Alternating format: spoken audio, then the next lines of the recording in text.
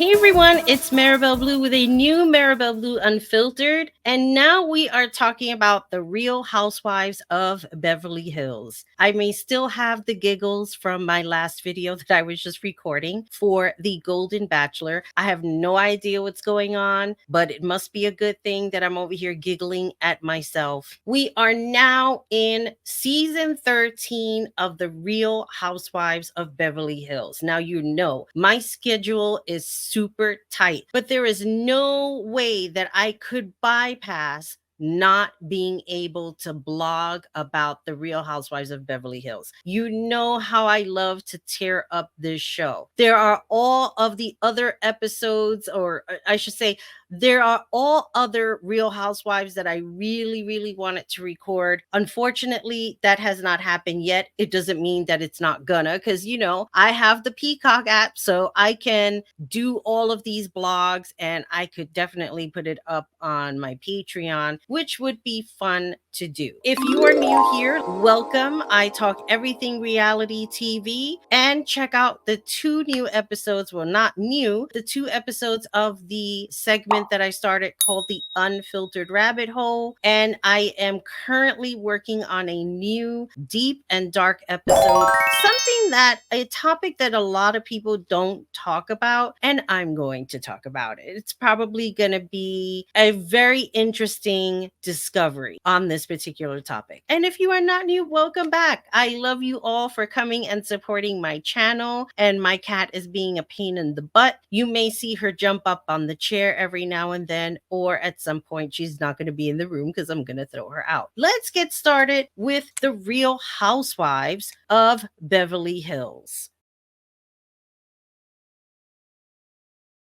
The episode opens up with the news reports about Kyle and Mauricio. And if you don't know already, and I will link it in the description box, I did write an article about the breakup of Kyle and Mauricio, if they did in fact break up or not. I really don't know. It's just a matter, I guess, of watching this season and watching things unfold on each episode. Right now, I am talking about episode 1, so I will try and keep this as short and sweet as possible because, you know, episode 1, you don't get the whole drama just yet. So the episode opens up with Dorit and PK. Dorit is setting up a retreat with some eagle woman. I forget what she's called. Dorit has this woman and her apprentice come over so they could discuss what it is that Dorit is looking for on this retreat. And this is the thing that's disturbing, right? Like, don't get me wrong, because I'm number one spiritual and I love meditating. And I think all of these are really, really good things for your mental well-being. The thing with these women is that they spend like thousands of dollars, I'm sure, on all of these meditation retreats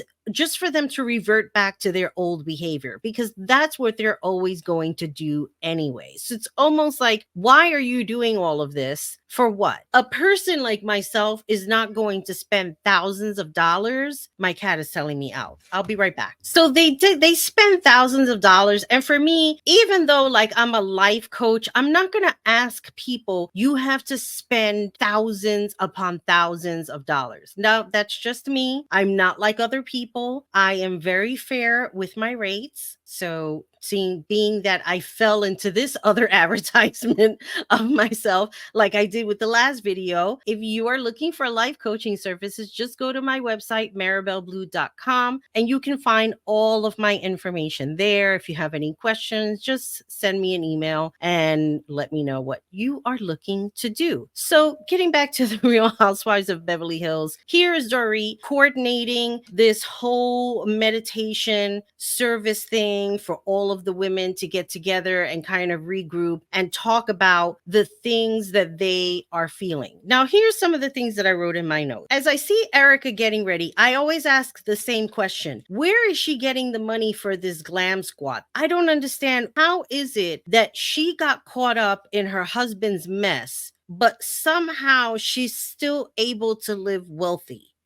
Or are they making it look like she's still living wealthy? I don't know. You tell me in the comments. And also, I also included in my notes because I did talk about that, what, 2 seasons ago. Who paid that American Express bill? Did somebody pay that? Oh, and then here's the other thing, the American Express. Right? This is the part that I love. She didn't get $20 million, right? Andy asked, what about the $14 million that she owes to American Express? How does somebody even do that? Explain to me. Oh, no. No, it's not $14 million. It's, she said, $2 million per year over 12 years. Well, who failed to pay the bill? You tell me how American Express is not gonna come knocking on your door in the first year. Yo, you owe us $2 million. Well, let's continue talking about Erica. If you recall from last season and the season before, especially last season, she got caught up in this whole indictment thing. She wasn't indicted, her husband was. Let's just make that very, very clear. But she was mixed up with it because why? Thomas Girardi is her husband. I believe that she is still legally married to him. I'm sure that's not stopping her from participating in extracurricular activities. And sometimes women have needs as well as men have needs. And if she can go out and do that, well, then more power to her. But needless to say, there was a lot of behaviors that occurred with her that wasn't right. She did not want to give up those earrings that she said they were worth 750,000, but on the episode, and there was a clip there where she said it was like 1.3 million. So she wasn't even accurate about, well, I shouldn't say accurate, I should say she wasn't honest about the worth or the value of the earrings. And on top of that, from what I understand, I think there's an attorney, he tweets a lot, I think his name is Ronald Richards. He had said that she had given the wrong earrings. Emphasis on wrong. And the other part to everything that was going on was her belligerent behavior. She was on some type of medication and she was drinking.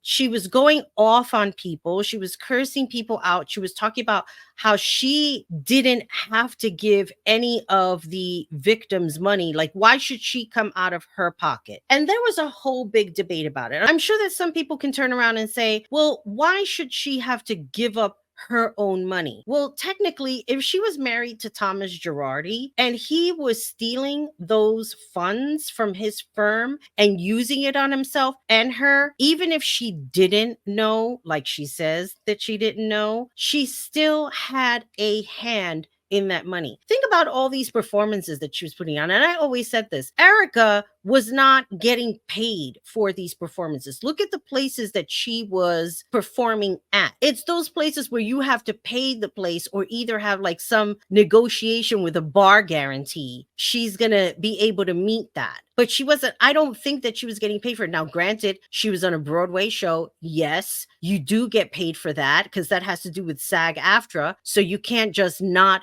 be on a stage and not get paid for it or not even go through the union. She had a hand in that money. There was also this big thing that had happened where she had a certain amount of money. I forget how much was transferred into her LLC. And she was like, well, I don't know anything about that. And everybody questioned, how could you miss that kind of money going into your account? Then later on down the line, she admits, well, every penny that she made, she gave to Tom. She had no hand in the money that she made. She had to give it all to him, which I find completely bizarre because she represents herself as this very powerful woman and always telling people off. And well, if you don't like me, you can go F yourself. But then when it came to your husband, you were just this total submissive woman and you gave him your money without any question. I find that hard to believe. I can't buy that you are this self-proclaimed empowered woman, but then yet you're this meek little person just forking over your money to a man who really didn't care about you. I would not be doing that. So there were a lot of questions that I feel still are unanswered when it came to her and her finances. Now they all gather at the retreat. It's Dorit, Erica, Kyle, Garcelle, Crystal. Was there somebody else? Oh, yes. And Sutton was there. They all gathered together. This eagle woman,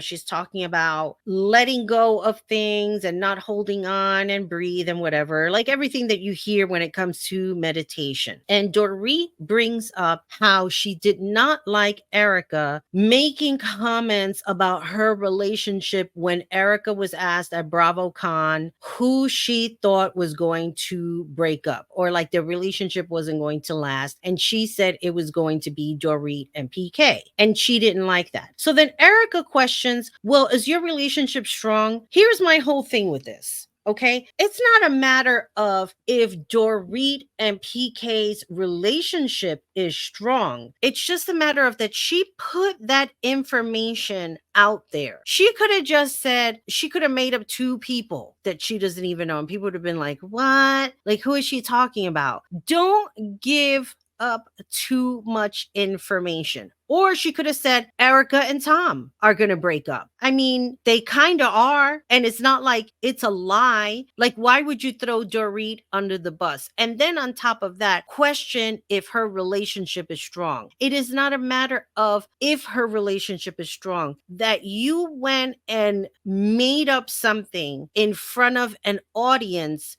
can take that any way they can. We all know how social media is. We all know how society is. They hear one little thing and they stretch it out to something that's not even true. Overall, Dorit felt Erica had crossed the line with what she said. And I agree. I don't think that Erica shouldn't have said that. And she needs to stop making excuses about where she was in her life and why she said what she said. Erica will always say what's in her mind, whether it's good or bad. She's not apologetic for it, even though she did apologize to Dorit. I look at Erica's behavior like things that she acts like, okay, I'm going to do a good thing. It's very short-lived. It does not last for very long. And I don't know what it's going to be like without Lisa Rinna being there. If you looked at the coming attractions from episode 1, you know that there's going to be some drama because there's some woman who comes in who's going to have it in for Crystal. And then Crystal's talking about how everybody wants to make her scream. So I don't know what is going on there, but I'm looking forward to finding out what happened. After the retreat, the only one that was really outstanding were Erica and Dorit. Moving on to Erica and her therapy session. So she's talking with her therapist. She says she's been in therapy for like 2 years now, and she's having this conversation with her about her behavior, the thing that she said at BravoCon, how she had hurt Dorit. She talked about everything that was going on with Tom, and her therapist makes a comment about that when Tom passes away, because I don't know how sick Tom is right now. I don't know if he's even capable of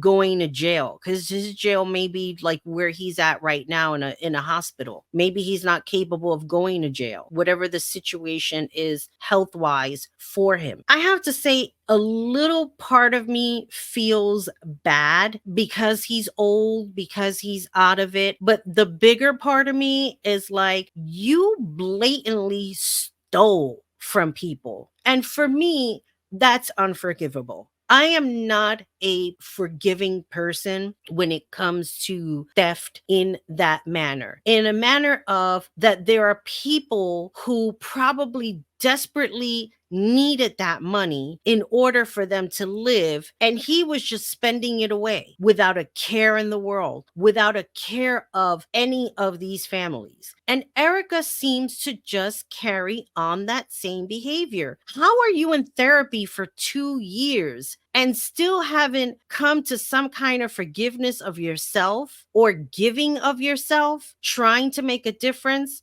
Here's the one thing I learned.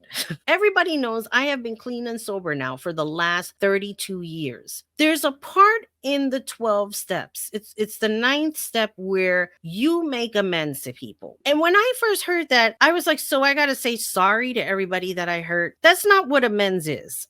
I found out later that it's not you going up to a person and saying, hey, you know what? I screwed up, or I did something, or I took something from you, and I'm sorry about that. See you later. No, making amends is correcting something that you did. Now, there are times that you cannot make direct amends to a person. So how would you make amends? And it doesn't necessarily have to be around that situation, but let's say you did something, I don't know, I'm just going to make up something. Let's say you went to a candy store and you stole candy, right? So how do you make amends to that? Maybe you would work in a shelter for a day. Maybe do like a food line where you would give away food. Maybe there's something that you can do in order for you to rectify any past behaviors that is considered unacceptable in society. Now, there are some things that people have done that you cannot take away and you can't really rectify, especially in the things that's been going on in this world today. It's kind of hard to make amends in that way.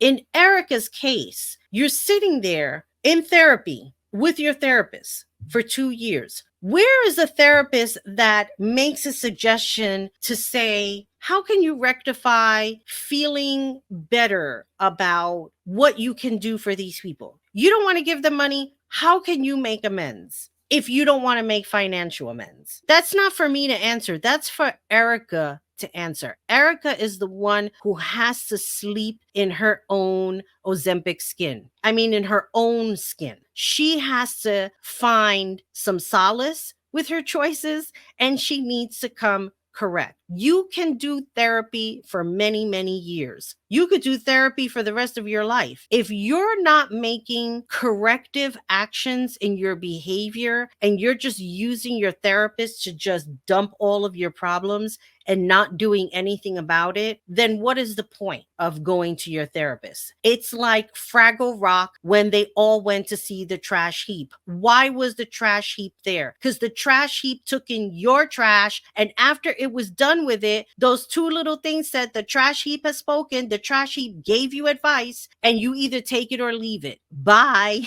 Let's move on to Kyle, because let me tell you something. I've been recording now 23 minutes and I've been just talking about Erica and I have not moved on to the rest. So let's talk about Kyle. Kyle is making a lot of different changes in her life. She said she's stopped drinking, she's lost weight. You just see a big difference in her, right? She's trying to get in touch with her husband, who's basically right there on the phone talking, setting up business meetings. And they just have this very strange conversation. She tells him that he has 5 tattoos. He's in a state of shock. 5? And I'm in a state of shock saying, how could you not tell that she has 5 tattoos? And then she's talking about getting more. Absolutely not. I won't have it. I'm not going to do it. And she's talking about, well, this is my body. I could do whatever I want. And I'm saying to myself, what kind of conversation is going on here? That's not the way they interacted before. How did everything change from last season until now that they just seem like perfect strangers? Now, granted, yes, when you start making changes in your life and you start feeling good about yourself, if your spouse is not paying attention to you, there must have been something going on way before you decided to make changes, way before you started to lose weight. I don't know if those changes occurred with her sister, because if you remember last season how Lisa Renna was making all of these stories. See, I think that with Kyle is she was so invested in her sister Kathy. Everything that was going on with Lisa Renna, the outburst that Kathy was having, maybe she became too focused on fixing everyone else and then neglected her own self. And it's strange that this comes up because I was having a conversation with somebody last night about this very same topic. When you spread yourself too thin, you're too busy people pleasing. I got to make my husband happy. I got to make my kids happy. I got to make my sister happy. Kyle has had difficulties with both of her sisters, Kathy and the other one that I'm not a fan of. And the reason why I'm not a fan of her is because she's a liar. She was sitting there talking about how she was sober and she was not.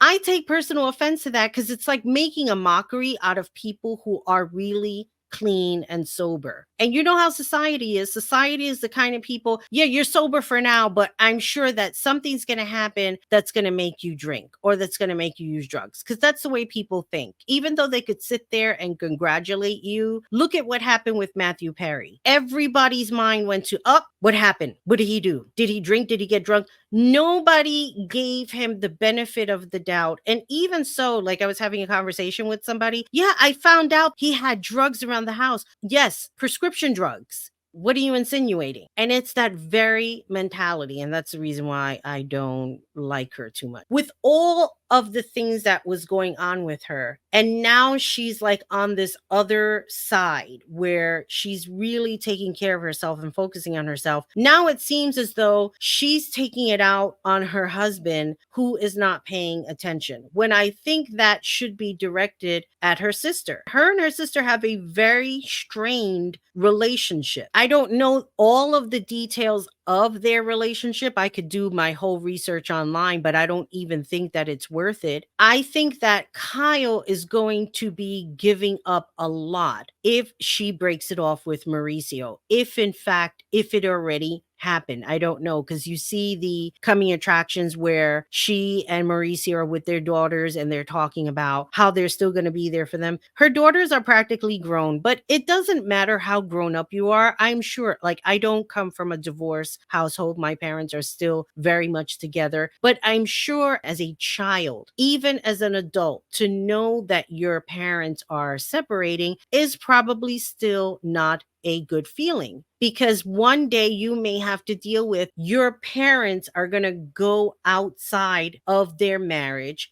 get a divorce, and be with other people. And that's a whole other thing that they would have to deal with. So I really don't know where Kyle's mind is right now, what it is that she wants to do, what it is that she sees herself doing. I know that the tabloids have been talking about her and a woman hanging out. I don't know what that's all about, but I start to feel like when people start making insinuations about two women hanging out and what kind of a relationship they're having, I start to feel like people who are in a lifestyle, okay, and the things that are going on in this day and age, it almost feels like, is it the in thing to do? You know, because Gabby on The Bachelorette, she went through a whole slew of guys and trying to find a relationship, and she found Eric, and then before you know it, they break up, and now she's going out with a woman. Was she always a lesbian? Was this whole thing just a made up thing, or is it just a phase that she's going through? I don't know. I just look at it like, don't make a mockery out of people's lifestyle, and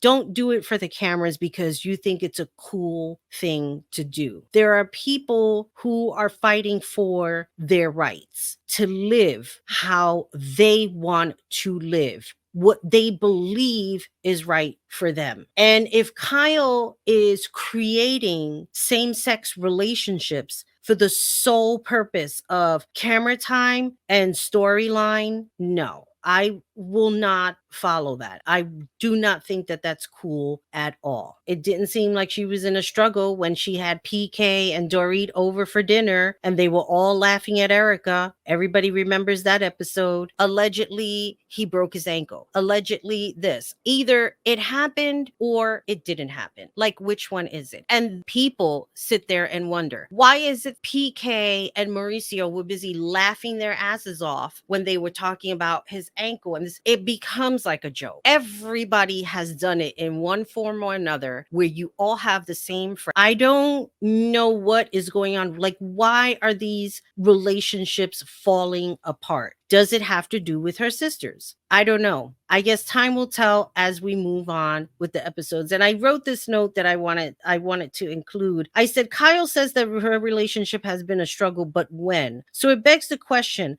has the fallout with her sister changed her perception about herself? We will find out as the season moves on. And with all that being said, I would love to hear your comments. This is Maribel Blue signing off. Always remember, be good to yourself, be good to each other, and most importantly, take care of you. Bye, everybody.